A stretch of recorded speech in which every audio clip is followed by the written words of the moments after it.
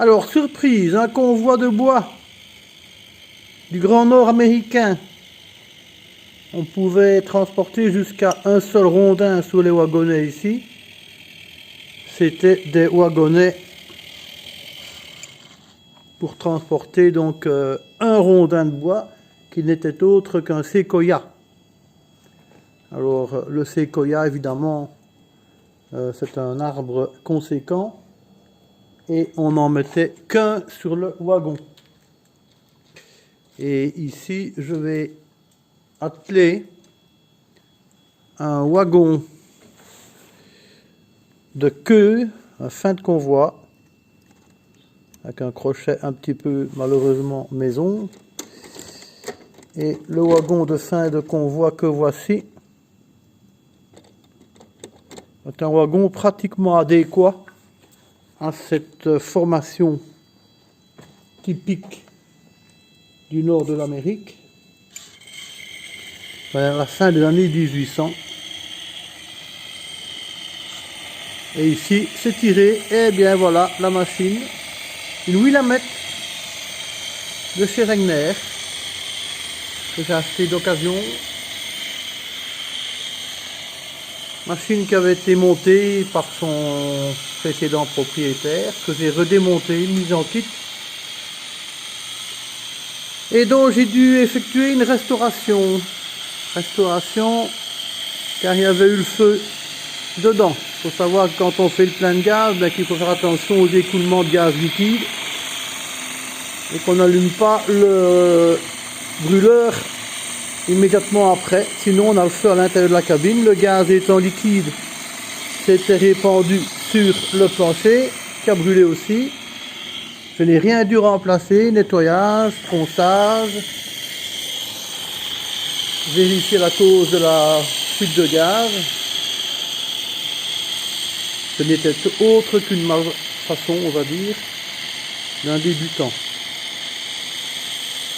Alors on passe sur des aiguillages, on accroche l'arbre au passage. Regardez ici les belles transmissions. Transmission qui fait tout le long de la locomotive puisqu'elle relie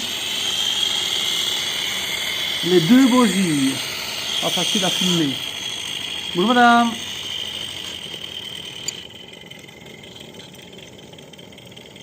Bon, ça a un ralenti, je vous dis pas. Hein. Regardez-moi ça.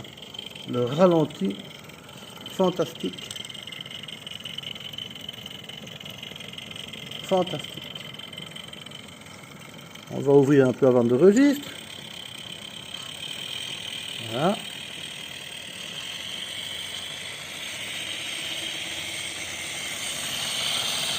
Et nous irons, juste après le virage, vérifier le niveau d'eau. Alors à savoir que j'ai placé une chapelle de réintroduction, fabrication maison. Il ne faut pas le dire, mais une copie de la Regner.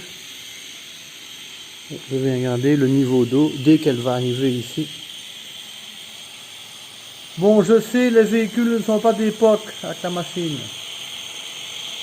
Je ne regarde pas trop à ça à l'heure actuelle. Dans le temps, j'étais fanat des échelles et des époques.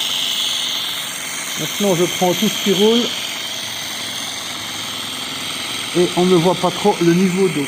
Alors, on va enlever le toit. Ça va, on est en matière.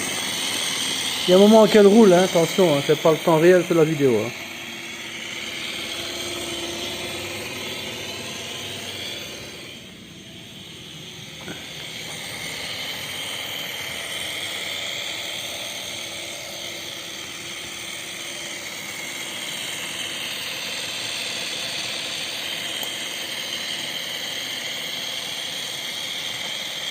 Quelle beauté quand même, la mécanique là en dessous.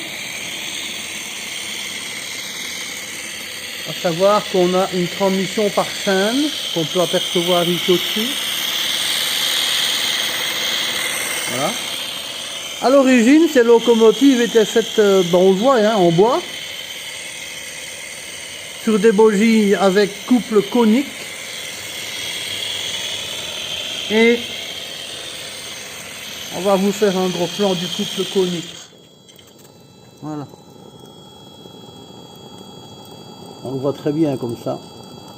Ces locomotives étaient donc de la compagnie de fabrication Shea. Et les machines Shea avaient cette particularité des transmissions comme ça. Et il y en a eu par après avec des cylindres sur les côtés ici, soit 2 ou 3.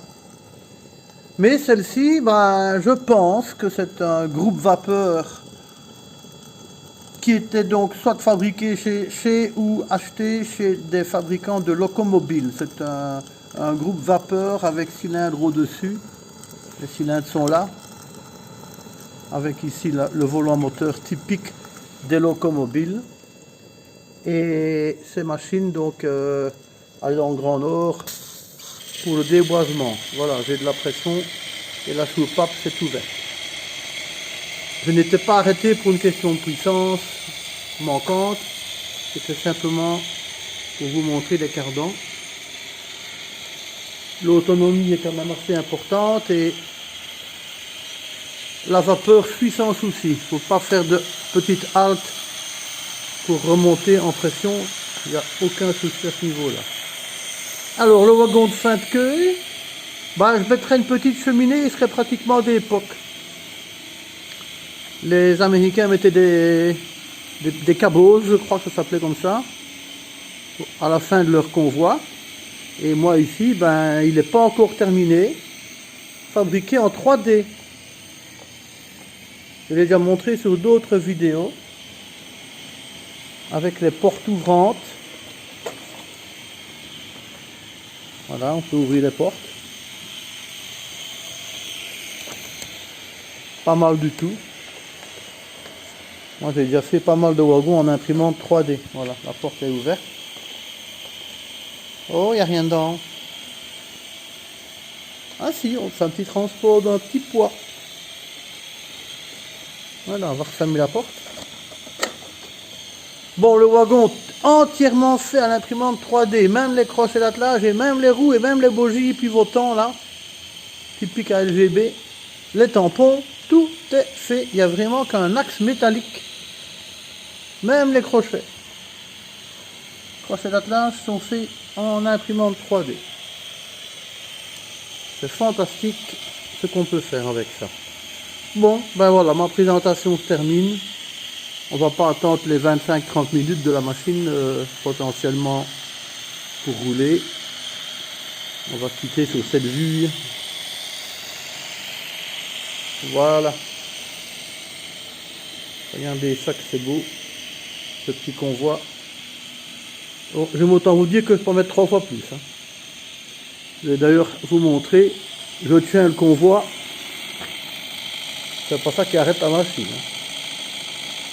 Une puissance fantastique. Bon oui, c'est bien réducté. Voilà le secret. Et ça roule là ici, même pas 1 kg de pression. Une dernière vue avant quand même de cliquer sur le manomètre. Voilà, je suis à 1 kg. Au revoir.